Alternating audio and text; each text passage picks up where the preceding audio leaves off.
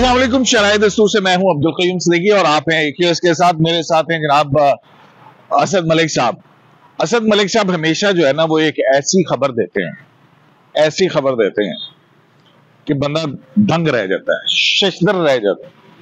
आज भी इन्होंने एक बड़ी अहम खबर दी है और वो खबर है जनाब इस्लामाबाद हाई कोर्ट के एक फाजिल जज साहब के हवाले से। तो वो खबर ये है कि जस्टिस बाबर सत्तार छुट्टियों पे चले गए। अभी तो वो छुट्टियों से आए थे और फिर अब वो छुट्टियों पे चले गए। तो ये क्या खबर है अपना असद मलिक साहब, और ये क्या खबर है कि जज छुट्टियों पे चला गया? ये कोई खबर है बड़ा कयूम सिद्दीकी साहब? खबर तो खैर नहीं है, क्योंकि बंदे का होता है कि बाज़ औक़ात छुट्टियों से बंदा आए तो सोच रहा होता है कि यार सम टाइम छुट्टियां का जो टाइम होता है ना, अच्छा वक्त बंदे को याद आ रहा होता है। लेकिन जब आप याद आ रहा है, हम जब स्कूल में होते थे ना जी, तो जब गर्मियों की छुट्टियां खत्म होती थी ना तो हमारा दिल नहीं करता था हम स्कूल जाए। तो जुडिशरी जो है ना, यहाँ पे भी गर्मियों की छुट्टियां होती है। बिल्कुल होती हैं। तो अब वहाँ पे जो है ना छुट्टियां होती हैं। ये मलिक साहब इधर ही आ जाओ ना, अच्छा जरा यहाँ पे खड़े हो जाते हैं। तो यहाँ पे जो है ना छुट्टियां जो हुई है, तो छुट्टियां खत्म हुई तो जज साहब जो है वो गए हुए थे, कोई महीना डेढ़ महीना छुट्टी पे रहे। अमेरिका गए हुए थे वो ग्रीन कार्ड पे, तो इसका इतना इशू इनका वो था ना इशू, बहुत ज्यादा हुआ था, इतना इशू सोशल मीडिया पे आया था कि बाबर सत्तार साहब गलत इशू बना लिया था। ग्रीन कार्ड था वो, कोई नेशनलिटी तो नहीं थी ना। ग्रीन कार्ड का अगला स्टेप होती है नेशनलिटी। सही। तो अभी उन्हें ग्रीन कार्ड मिला हुआ था, नहीं उस पर तो फिर उन्होंने क्लैरिफिकेशन भी जारी की, वो बड़ी लंबी थोड़ी क्लैरिफिकेशन थी। बहरहाल वो ग्रीन कार्ड था, उसके अपने को रिक्वायरमेंट होती है।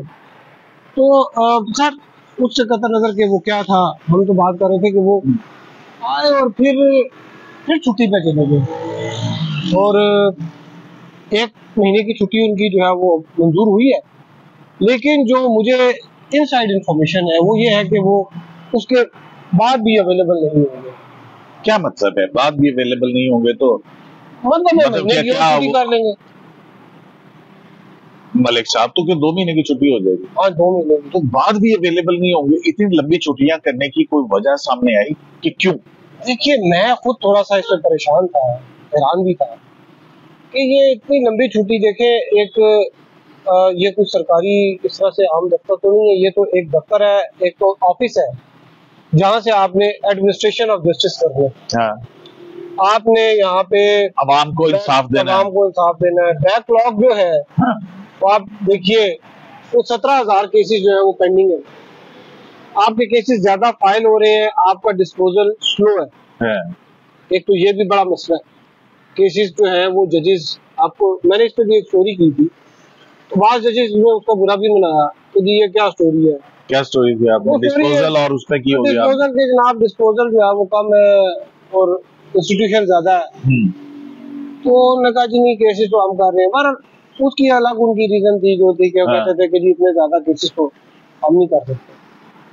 तो इस सिचुएशन में तो मैं आपको कुछ बात बताऊं, तो छुट्टी पे चले गए, उसमें मल्टीपल फैक्टर भी होंगे ना। एक तो जैसा मैंने अपने व्लॉग में भी बताया था, 2-3 चीजें, एक चीज मैं भूल गया था तो मुझे अभी आपको देख के याद है। अच्छा। वो 2 चीजें तो मैंने बताई थी कि एक तो इनका एक इस वक्त एक कॉन्स्टिट्यूशनल क्राइसिस चल रहा है। कौन सा कॉन्स्टिट्यूशनल क्राइसिस चल रहा है मलिक साहब? पहले मंसूर शाह साहब ने नहीं कहा था, जो मंसूर शाह साहब ने जवाब आ गया ना, उन्होंने कहा कि एक हाईएस्ट जज जो है, ठीक है, उन्होंने पहले तो बताया कि मुल्क के अंदर जो है वो जमहूरियत चल रही है, पार्लियामेंट फंक्शनल है, हुकूमत काम कर रही है, इदारे अपना काम कर रहे हैं, सुप्रीम कोर्ट के अंदर 17 जज पूरे हैं, शरीयत अपीलेट बेंच भी काम कर रहा है, इकोनॉमी के हवाले से IMF की वो आ रही है। और एक जज जब ये इस तरह की बात करे जो अगला आने वाला चीफ जस्टिस हो, तो उसके क्या मकासद क्या हो सकते हैं? मतलब है कि यार एक मुनीब अख्तर साहब है, नहीं ये मुनीब अख्तर साहब की कमेटी से निकलने के बाद कॉन्स्टिट्यूशन क्राइसिस हो गया।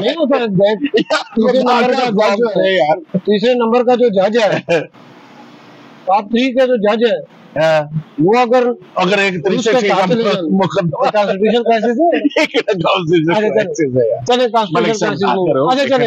बात ये है कि पता नहीं मंसूर अली शाह साहब अपने इस कॉन्स्टिट्यूशनल क्राइसिस को जो है अब कैसे जस्टिफाई करेंगे। जज साहब जो है वो छुट्टी पे गए, हमें पता चला कि वो 1 महीने की तो छुट्टी है लेकिन उसके बाद भी अवेलेबल नहीं है, शायद दिसंबर में आए, ये भी कोई पता पता ही है।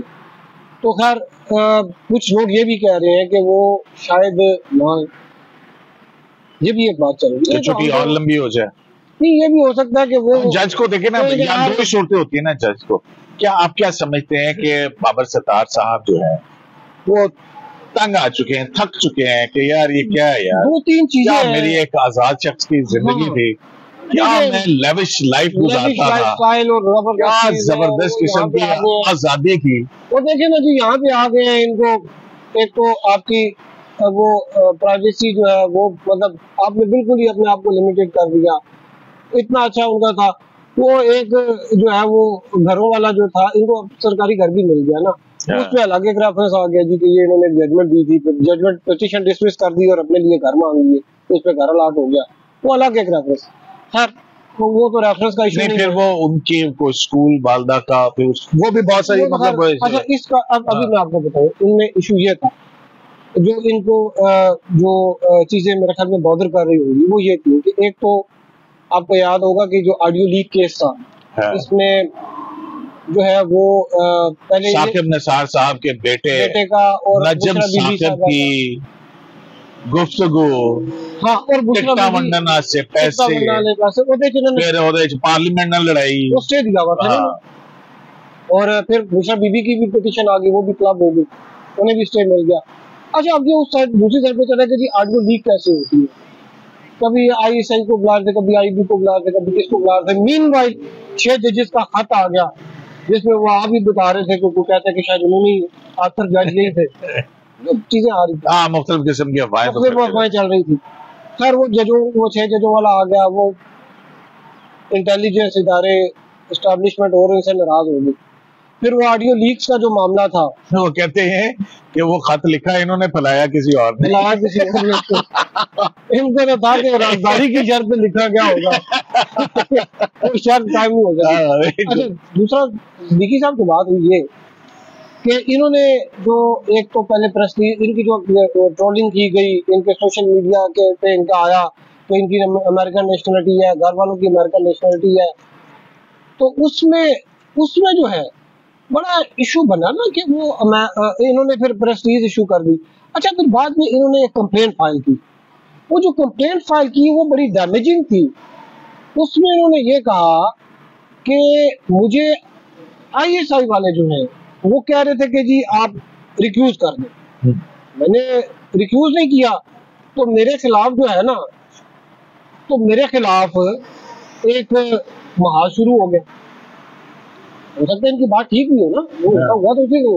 अच्छा, उसमें फिर लॉ मिनिस्टर ने प्रेस कॉन्फ्रेंस की, उसमें अटॉर्नी जनरल ने अपना एक वीडियो मैसेज जारी किया, उसने कहा नहीं, वो तो ये हमने कहा था कि चैम्बर में के सवाल पहले हमने अलग होने के लिए नहीं कहा, अंडरस्टैंडिंग जो है वो और बाबर सत्तार साहब और अपना मंसूर अवान साहब, ये दोनों पार्टनर्स हैं, और ये चीजें अभी चल ही रही थी, तो दरमियान में ये चीज भी आ गई कि भाई ये क्या होगा और किस तरह से होगा, और तो ISPR वाला इशू आ गया कि ISPR वाला कि भाई इन्होंने कहा जी ये पुराना केस था कि पैमरा का नोटिफिकेशन था कि जी आपने डिफेंस एनालिस्ट ISPR की क्लियरेंस से देने, उन्होंने कहा जी कि ISPR कौन होती है डिफेंस एनालिस्ट क्लियर करने वाली। अब ये भी कल 2 दिन पहले हुआ, अब फिर इन्होंने जो है वो अब छुट्टी जो है वो फिर इस तनाज़र में अप्लाई की, तो इट मीन्स के चीजें स्मूथली चल रही है। और दूसरी बात ये कि जो कॉन्स्टिट्यूशनल अमेंडमेंट जो आ रही है, मेरे ख्याल में नेक्स्ट वीक में शायद आज मलिक साहब बड़ी बड़ी खबर दे रहे हो, मैंने अगले हफ्ते आईनी तरमीम आ रही है,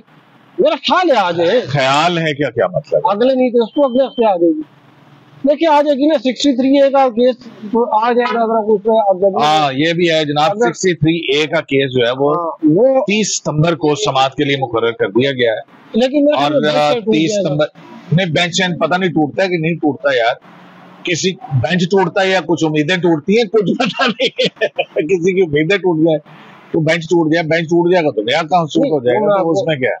तो वो कॉन्स्टिट्यूशन अमेंडमेंट अगर आती है तो उसमें 2-3 चीजें हैं जो कि बाबर सत्तार उनसे कैसे इफेक्ट होते हैं, बाबर सत्तार का आईनी तरमीम से क्या ताल्लुक है, उनकी छुट्टियों का इस तरमीम से क्या ताल्लुक है। मेरी बात सुनिए, मुझे अगर आप बोलने देंगे तो मैं आप बताऊंगा। आर्टिकल 200 आपने पढ़ा?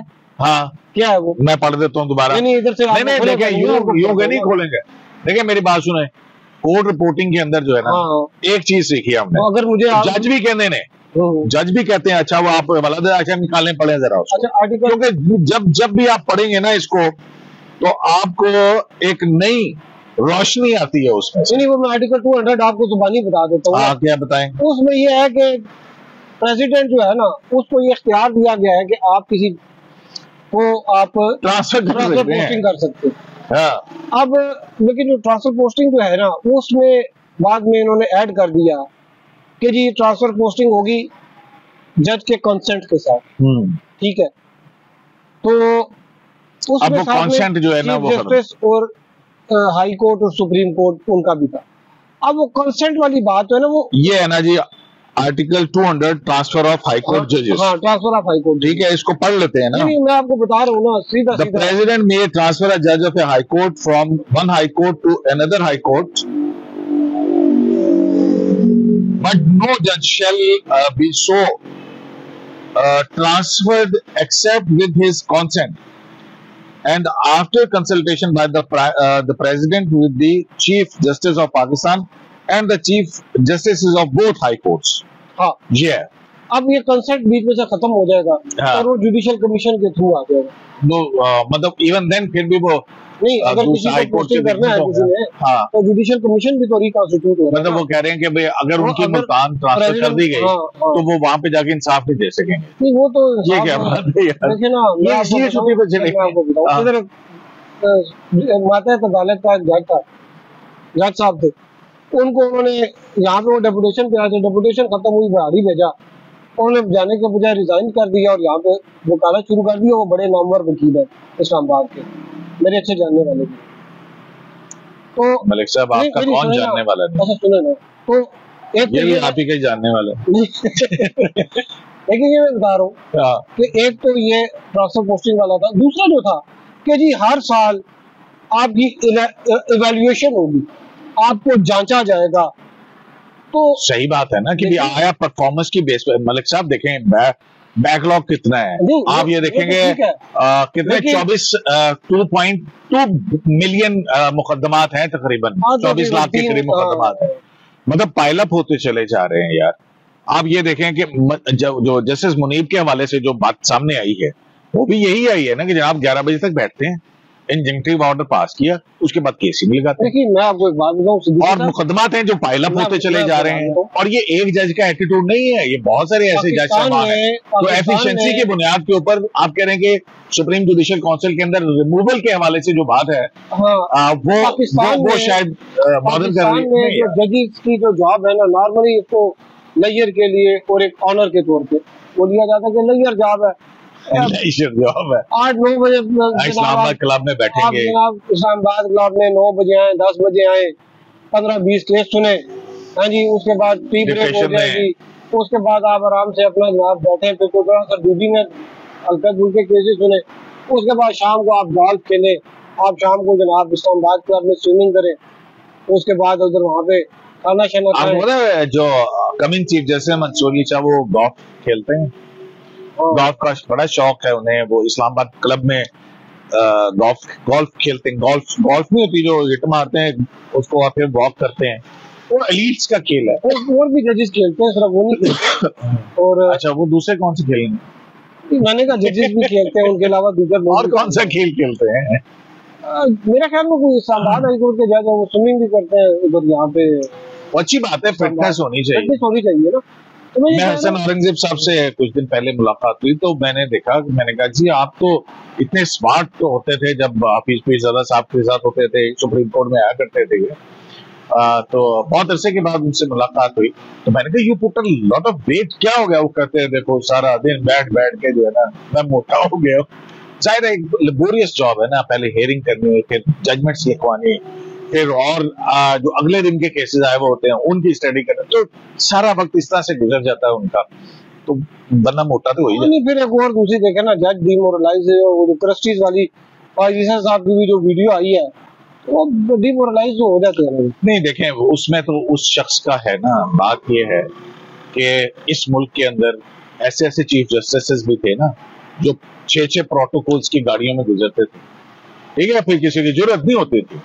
ये तो काजी साहब का कसूर है ना कि सिक्योरिटी गार्ड्स के नहीं लेते, वो ये उनका कसूर है। वो एक आजाद शहरी की तरह जो है ना जाके एक आम बंदे की तरह से जाके वो जो है ना अपने बच्चों के साथ वो कर सकते हैं।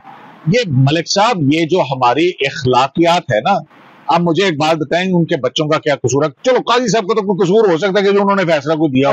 एक मिनट बात तो सुन लेना आप मेरी। साकिब निसार साहब को छोड़ें या उसको छोड़ें आप, मतलब है कि हमारी मस्जिद नबवी नहीं छोड़ी यार लोगों ने, ठीक है, मस्जिद नबवी के अंदर क्या किया? तो ये तो मुआशरे की इखलाकियात की डिग्रेडेशन का अमाल है। मुझे एक बात बताएं, ये क्या, ये हुकूमत जो सी, ये कहां है, किधर है? छोड़ दें, वो चीफ जस्टिस है, वो एक प्राइवेट पर्सन है, वो XYZ है, ठीक है, उसको सरे रात को ह्यूमिलेट करे और फिर उसको सोशल मीडिया पे इस तरह से फैलाया जाए। Where is the government? Qazi Faez Isa के खिलाफ जो उठता है वो उसको कत्ल की धमकियां देता है, और मिर्जा इफ्तिखारुद्दीन मिर्जा, उस पर इन्वेस्टिगेट होती है, FIA बताती है कि जनाब 7 के 8 उसके फॉरेन करेंसी अकाउंट्स हैं जिनके अंदर बाहर से पैसे आते हैं। ये हुकूमत जो है ये ठप करके बैठ जाती है। ये चीफ जस्टिस, मतलब है कि उसको जान का खतरा, और फिर वो मिर्जा इफ्तिखारुद्दीन बाबर के हवाले से जो FIA की रिपोर्ट आई है, आप सुन ले आप मेरे से। अच्छा, आपको पता है उसके अंदर वो पहले कादियानी था, फिर उसके बाद वो शिया आलम बना, अच्छा, और फिर उसने मदरसे खोले हैं, और फिर उन मदरसों के अंदर जो है वो वीडियोस बनाता है और जजों को कत्ल की धमकियां देता है। मिसेस ईसा जज की बीवी जाती है थाने, जाके दरखास्त देती है, कभी हुआ है? वो कहते हैं जी किसी मिनिस्ट्री से पूछ के बताएंगे हम। और फिर वो जब उसके बाद होती है, जिसकी फिर आपके अतर मिनल्ला साहब ने जो है ना जमानत दे दी थी, ठीक है, डांडे कहां जा रहे थे?